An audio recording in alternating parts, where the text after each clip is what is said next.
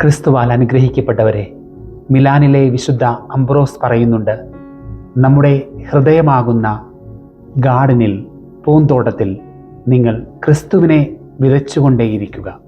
അപ്പോൾ നിങ്ങളുടെ പ്രവൃത്തികൾക്ക് എന്തെന്നില്ലാത്ത സൗന്ദര്യം വരുന്നത് കാണാനായിട്ട് സാധിക്കും. അതുപോലെ തന്നെ നിങ്ങളുടെ ആ പ്രവൃത്തികൾക്ക് എന്തെന്നില്ലാത്ത സുഗന്ധവും വരുന്നത് നിങ്ങൾക്ക് അനുഭവപ്പെടും. നിങ്ങൾക്ക് മാത്രമല്ല, നിങ്ങൾക്ക് ചുറ്റുമുള്ളവർക്കും ആ സൗന്ദര്യവും സുഗന്ധവും അനുഭവിക്കാനായിട്ട് സാധിക്കും. ഇന്ന് യേശുനാഥൻ സുന്ദരമായിട്ടുള്ള 2 ഉപമകൾ പറയുകയാണ്.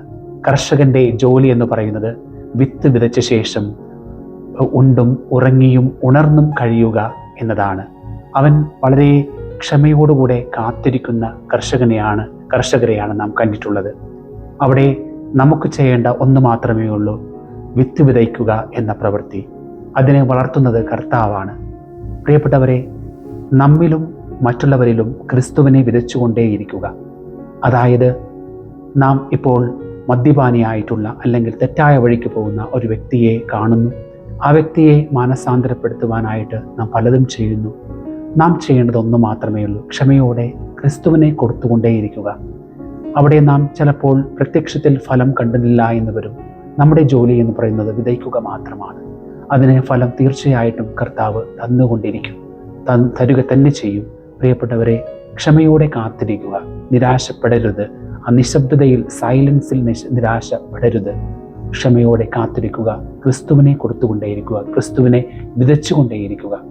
ഇതുപോലെ തന്നെയാണ് കടുകുമണിയുടെ ഉപമയും കർത്താവ് നമ്മോട് പറയുന്നുണ്ട്. ഏറ്റവും ചെറുതാണ് കടുകുമണിയുടെ വലിപ്പമെന്ന് പറയുന്നത്. എന്നാൽ ഏറ്റവും ചെറിയൊരു പ്രാർത്ഥന, നാം ഒരു വ്യക്തി ഓപ്പറേഷന് പോകുകയാണ് എന്ന് കരുതുക. ആ വ്യക്തിക്ക് വേണ്ടി നാം ആത്മാർത്ഥമായിട്ട് 5 മിനിറ്റ് കർത്താവിനോട് പ്രാർത്ഥിക്കുകയാണ്. അത് പ്രത്യക്ഷത്തിൽ വളരെ ചെറിയൊരു പ്രാർത്ഥനയാണ്.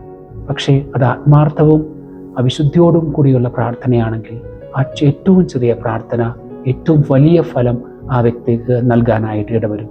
ഇതുപോലെയാണ് നമ്മുടെ ഏറ്റവും ചെറിയ ഒരു സ്നേഹപ്രവൃത്തിയാണെങ്കിൽ പോലും അത് വളരെ വലിയ ഒരു ഇമ്പാക്റ്റ് ഉണ്ടാക്കാനായിട്ട് സാധിക്കും.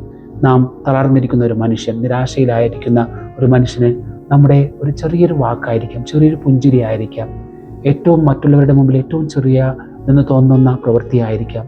ആ വ്യക്തിക്കും അത് കണ്ടു നിൽക്കുന്ന വ്യക്തികൾക്കും അത് വളരെയധികം ഫലം അല്ലെങ്കിൽ വളരെയധികം പ്രയോജനം ഉളവാകുന്ന കാര്യമായിട്ട് മാറും. അതിനാൽ ക്രിസ്തുവിനെ ക്ഷമയോടുകൂടെ വിതച്ചുകൊണ്ടിരിക്കുക. ഫലം തീർച്ചയായിട്ടും ദൈവം നൽകും. ദൈവം നമ്മെ അനുഗ്രഹിക്കട്ടെ.